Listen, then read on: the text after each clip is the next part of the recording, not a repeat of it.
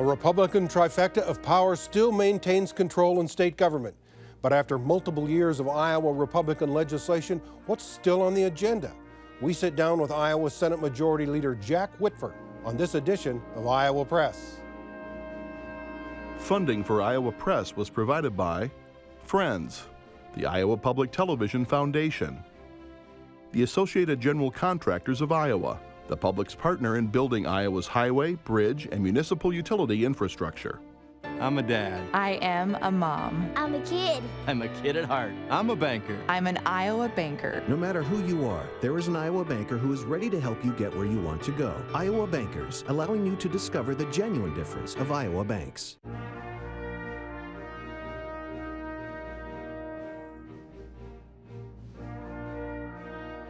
For decades, Iowa Press has brought you politicians and newsmakers from across Iowa and beyond, celebrating nearly 50 years of broadcast excellence on statewide Iowa Public Television.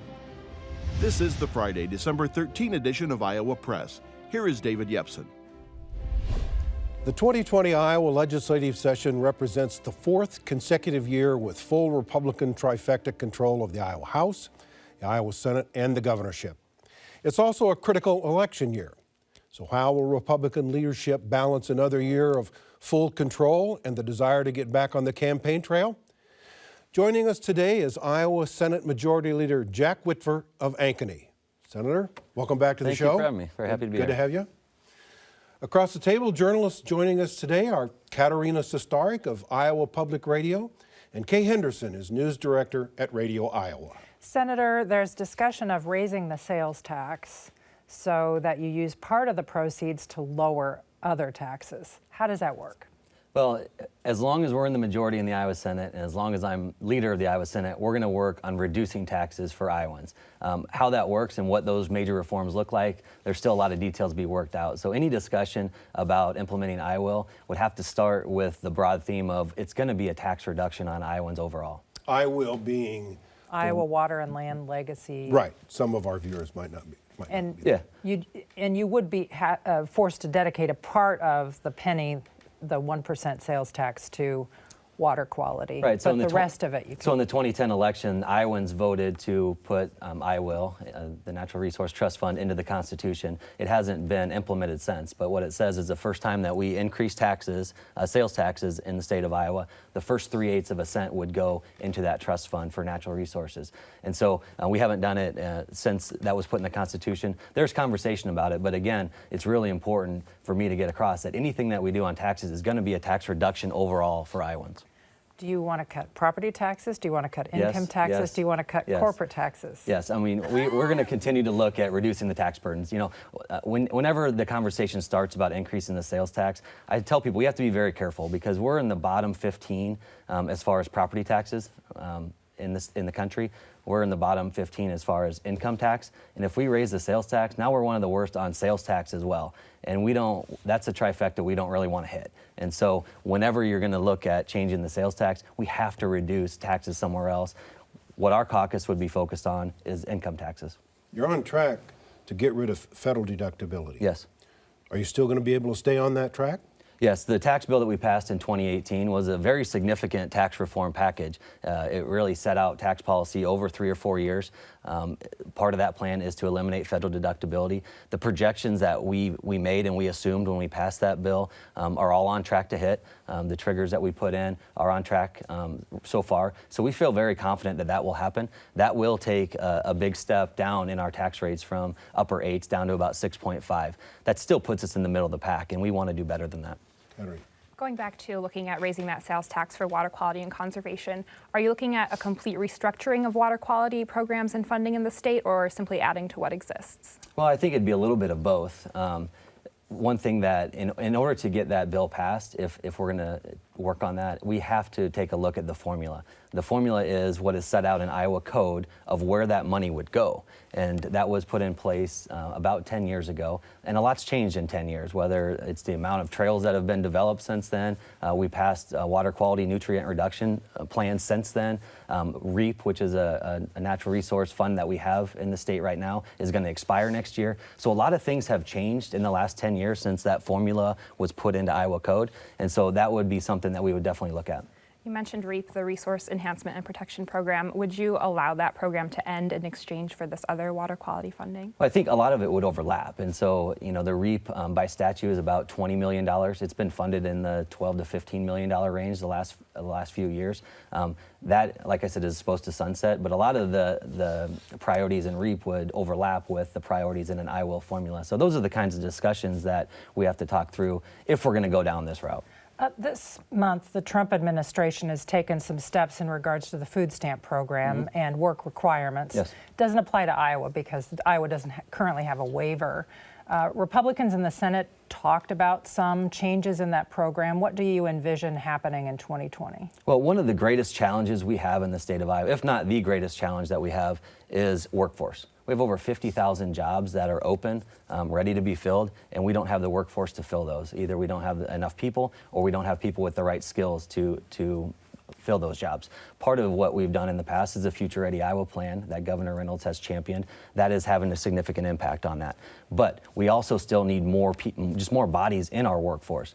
And we can sit around and hope that people move from Illinois or from Minnesota or Wisconsin. The reality is, over the last 100 years, our population hasn't changed. And so if we're going to find enough people to fill those jobs, the number one place we want to look in the Iowa Senate is people that are currently on our welfare system, that we can move from the welfare system and into the workforce to fill some of those jobs. And if we do that, if someone moves from a welfare program into the workforce, it changes their life, it changes their family's life. And that's something that's really important to us. The Senate has passed a Medicaid work requirements bill in the Yes. past. That's something that's been struck down by courts in other states, and critics say that people are more likely to get kicked off their health care benefits for not reporting their work rather than not working. How do you respond to those concerns? Well, it has been struck down in courts in other parts of the country. The administration in D.C. has been very proactive about asking states to put in the work requirements. They think it's important, just like we do, to get people out of those programs and into the workforce. And it's something that we need to have a conversation about in America, how to get people into the workforce. It's not just Iowa. We have one of the lowest unemployment rates in the country, but it's the entire country that we need more people in the workforce, and that's the best place to look. Governor Reynolds proposed a constitutional amendment to give felon voting rights automatically to people who complete their prison sentences and are released. It didn't advance in the Senate. What sort of vision do Republicans in the Senate have for resolving that impasse? Because it looks as if Iowa will become the only state where felons don't automatically regain their voting rights. Yeah, that is a bill that did pass the House, a priority of the governor. It passed the House. We did not have the votes to get it through the Senate as it was last year. One thing that I've talked to the governor about and talked to many people about is really there's two different parts to this. The states that have allowed felons to restore their voting rights, they've also defined which particular crimes get those rights back and some don't. One thing that I want to be really careful of in Iowa is that we don't go the route of Florida. What Florida did, they had a voter referendum to allow felon voting rights. They put in there that violent offenses and sexual offenses are not included, so you don't get your rights back. They didn't define what that meant. And so in the middle of an election year, they're having court battles over who can vote and who can't. We have a chance, if we're going to pass the felon voting amendment, we have a chance to define that up front so that we're not stuck in the courts in the middle of elections deciding who gets their rights back. But I think it's important, if it's going to get through the Iowa Senate, it is important to list out those particular crimes. You know, there are some heinous crimes out there that maybe they shouldn't get their rights back. You know, if you've killed somebody, that person will never get to vote again, and maybe you shouldn't either. If you're convicted of rape, maybe you don't get your rights back. But that's the conversation that our caucus wants to have before we pass the constitutional amendment. Do you expect to come to fruition in 2020 on that? I don't know. It had a lot of work to do in our caucus, frankly, in the Judiciary Committee, and so I know we have worked with Governor Reynolds very well on all of her priorities. We're going to continue to work with her on her priorities, and I know this will be one of them. The list of felons that is maintained by the Iowa court system and sort of the Secretary of State's office has a bunch of people on it who are not convicted felons. It apparently lists the state of Iowa and the Des Moines Police Department as entities that can't vote.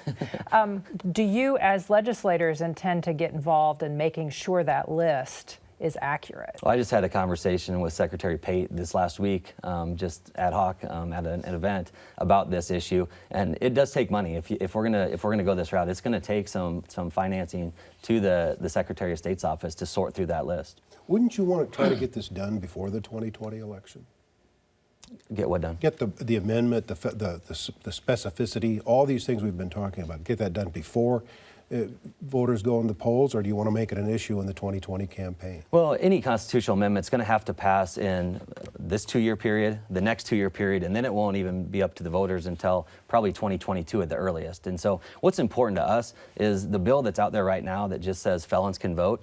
That's every felon, no matter what the crime. That's what that vote is. And so we want to really define that. And I know the governor, as far as getting it done this year, if you're going to do a constitutional amendment, she'd want to get it done before this General Assembly ends so that we can work on it next year. Senator, are you talking about putting the language in the constitutional amendment or in a separate companion bill? That's just that is to be statute? determined. I think that's to be determined. Conversations with the governor's office, I think they'd like to do that in a different bill and just put it in Iowa code. But we haven't had enough conversation with our members to know if that has to be part of the amendment or if that can be separate in Iowa code. The Iowa Supreme Court will have a new makeup in 2020. Are Senate Republicans considering any abortion-related legislation that you hope would be upheld by the future court? Well, there's no doubt that our caucus is a pro-life caucus. We have been the last 3 years and have passed several measures trying to advance the pro-life cause. We don't know at this time if there will be any bills to move that movement forward. The one thing that I want to be careful of is the bills that we've passed the last few years have actually set the movement back in some ways, and because of court decisions that have struck them down. And so whatever we do, I want to be careful that we're actually moving forward and not going backwards. Do Senate Republicans still believe that there's a need to amend the Iowa Constitution in relation to abortion in order to move forward on abortion restrictions? That's an ongoing conversation. There are certainly some and many in our caucus that believe that, but we're still having that conversation. And for me, it goes back to what I just mentioned about setting the movement backwards, or are we moving forward, and making sure that whatever we do, it's going to move the pro-life movement forward. Is it a moot point, though, when you have the idea that maybe the U.S. Supreme Court resolve this? Yeah, I mean, there's two different systems. They can strike it down at the state level or the federal level. And what happened the last time we passed a pro-life legislation here in Iowa, the state court essentially wrote a right to an abortion into the Iowa Constitution. And so really it's the state and the federal now that you have to address. There are a few counties in Iowa that are enacting ordinances to restrict where wind turbines may be placed within their county. Do you think the state needs a statewide standard for the distances and where these wind turbines may be placed, or do you want to leave it up to counties to make sort of a hodgepodge of rules? Well, it's a complicated issue. We had some bills last year that started to address this. You have advocates that are on one side that are very adamant about private property rights and the effect of wind turbines on their property. And then we have an wind industry in Iowa that is very important to our economy, not only creating tens of thousands of jobs, but also getting to the point where Iowa, Mid-American's 100% renewable here in a couple years. All the energy that we use in Iowa in Mid-American will be renewable. And so it's balancing both of those. Last year we didn't get to a point where the advocates on either side could find common ground. And so we'll continue to work on that. But whatever we do, we want to make sure that private property rights are protected, but we're not setting an industry back that is important to the state of Iowa. The governor sent a signal that she just wants to let counties make these decisions. Are you comfortable with that? Well, right now that's the way it is, and until we act, we're going to have to accept that. As more and more states maybe offer moratoriums, you'll hear more and more conversation about what the state legislature needs to do. But at this point, it's only a couple counties that have done that. There's been a lot in the news about the risks of vaping. Senate President Schneider has proposed raising the age for smoking and vaping to 21. Do you support moving that forward in the next session? I do support that. We haven't had a full caucus conversation about it. We wanted to start that conversation publicly last year, and so Senator Schneider has done a great job of taking the lead on that issue. We're at a unique period that we've never really been at, where Almost everybody across the board is in support of raising it to 21, including the tobacco companies. They've never had that position. And so we're at a position where I think we have an opportunity to do that. With vaping, a lot of it's anecdotal at this time because it's such a new thing. But some of the anecdotes that are coming out are scary, and try to eliminate some of the vaping that's occurring in middle school and high school. That's a real issue and a serious issue. And so if we can raise it to 21, we think that might have a shot to eliminate that vaping that's occurring in our schools. Are you considering allocating specific funding for anti-youth vaping public health campaigns as some other states have done? We haven't talked about that yet. If you look at the state of Illinois, where they are going to legalize smoking marijuana, and Iowa's medical marijuana law, do you think Iowans are just going to go to Illinois to buy products? Do you anticipate legislators in Iowa trying to expand the medical marijuana law that's on the books now? Iowans may decide to go to Illinois and do that. I would caution against that. Once you bring it back to Iowa, you're crossing federal lines, and that's a federal crime. So I would caution against that. We're going to do what we think is best for Iowa, and we're not going to take the lead from Illinois on this, or frankly anything else. We're not going to take the lead from Illinois on. But we passed a bill last year, as you know. The House and the Senate passed a bill to expand our medical marijuana program. The governor had some concerns with that, ended up vetoing it, but there has been a lot of conversation with her about where she could be comfortable and trying to get some progress made this year. Do you think the law is too restrictive on the number of conditions and the potency of the product? In the Senate, our bill was more expansive as far as the conditions and the potency. It's more of a, once you have a 3% THC cap that we have right now, what happens is you abide by that cap, but you may have to take 8 or 10 or 12 pills to get the recommended dosage. So what we were trying to do is limit the amount you can get over a 3-month period, but you could take 1 pill instead of 10 pills, which would make sense.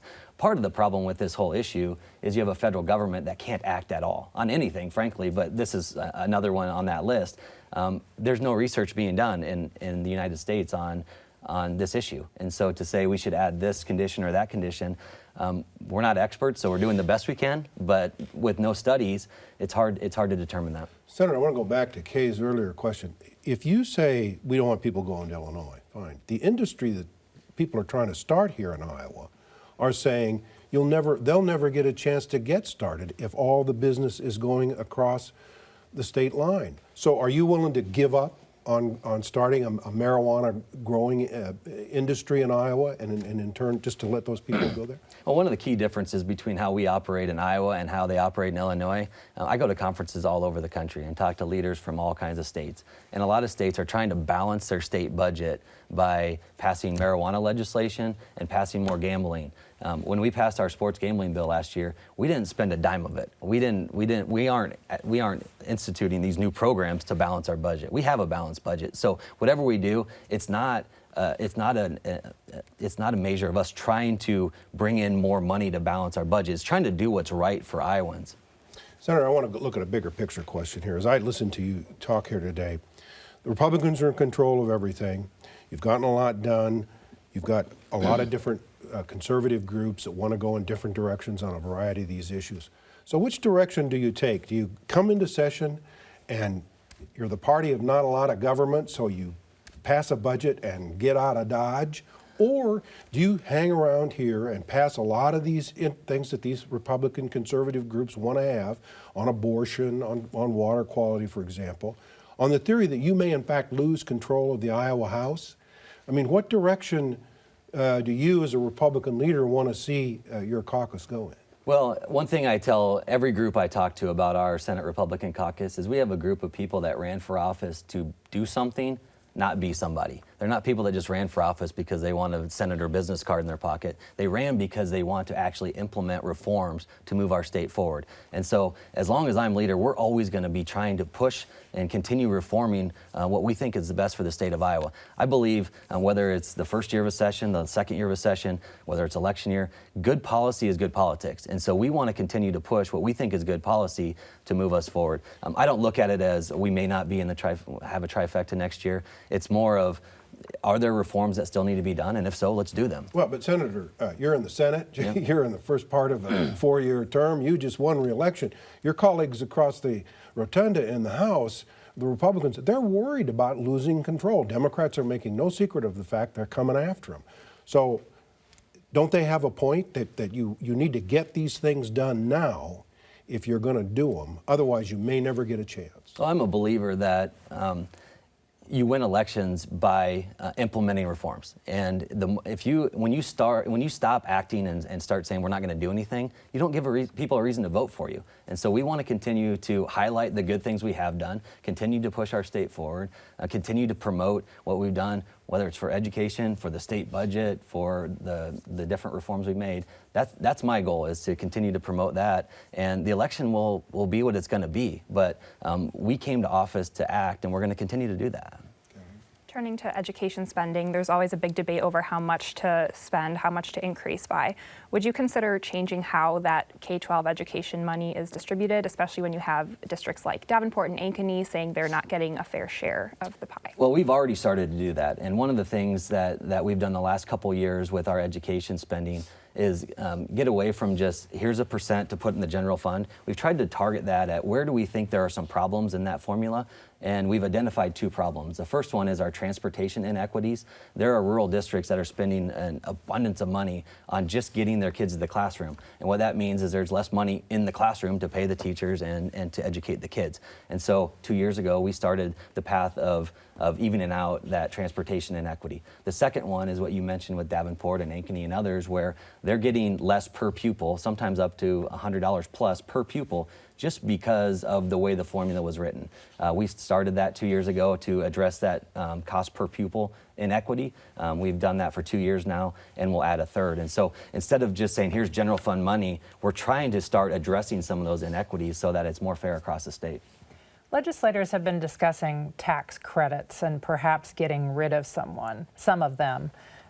Whereas the governor has started talking about perhaps a tax credit to businesses that provide childcare on site. Do you think that's likely? And what other steps do you think that the legislature will take to increase availability of childcare, which is really a problem in some parts of Iowa? Well, the tax credit issue is a really interesting one because tax credits are attacked from both the right and the left. And it seems like nobody likes them until you look at them all and realize the legislature voted them in, and a lot of them are very popular. I'm certainly, as we try, tax credits, in my opinion, are an apology for a bad tax system. That's why they exist. When you don't have the courage or the will over decades to really address the fundamental rate, which is our fundamental issue, which is our rates are too high. That's where you start, well, let's just give a tax credit here or a tax exemption there. What we'd like to do is just broaden it out and reduce taxes for everyone, and then the need for tax credits is reduced. But as you try to eliminate some of those, we are definitely looking at ones we can eliminate. If they're not working, we should get rid of them. I mean, we have a $400 million plus liability with tax credits in the state of Iowa. Some of them good, some of them maybe we should get rid of, but that's a conversation that we are having and will continue to have. What about addressing the child care availability issue? Yeah, it is an issue we hear about all over. In the rural areas, it's more accessibility. In the urban areas, it's maybe affordability. And it's an issue that we need to continue to work on. When I mentioned earlier that workforce is one of our biggest problems, part of that is people are having to make a decision, well, if I work and I have to pay childcare, I'm not really ahead. And so it's something we really need to work on. As you mentioned, the only idea I've heard so far is another tax credit, which everyone around me is saying, well, we're trying to get rid of those. And so it's something that we do need to continue to look at.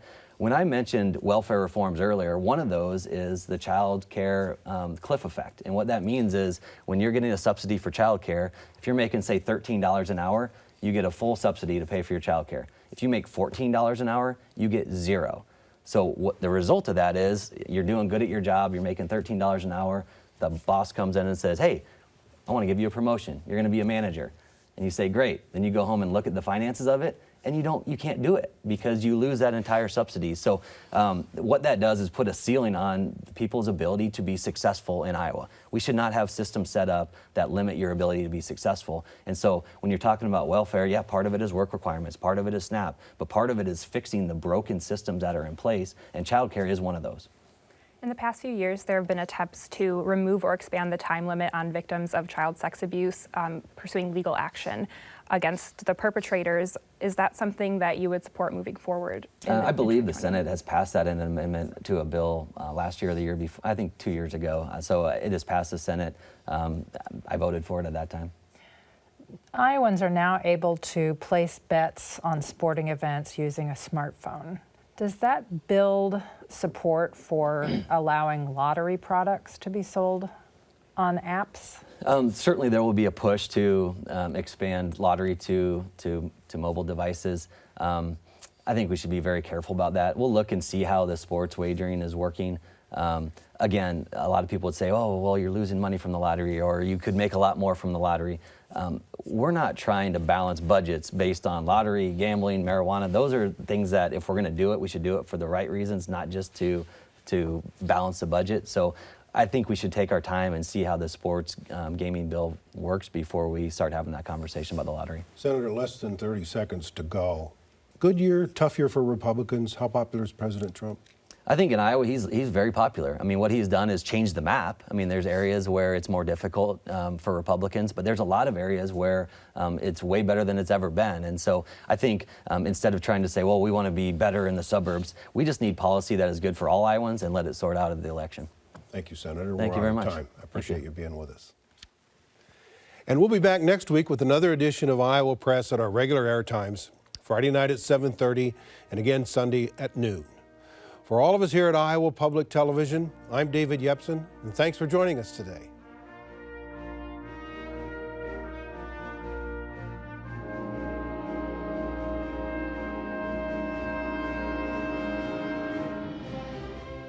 Funding for Iowa Press was provided by Friends, the Iowa Public Television Foundation, the Associated General Contractors of Iowa, the public's partner in building Iowa's highway, bridge, and municipal utility infrastructure. I'm a dad. I am a mom. I'm a kid. I'm a kid at heart. I'm a banker. I'm an Iowa banker. No matter who you are, there is an Iowa banker who is ready to help you get where you want to go. Iowa Bankers, allowing you to discover the genuine difference of Iowa banks.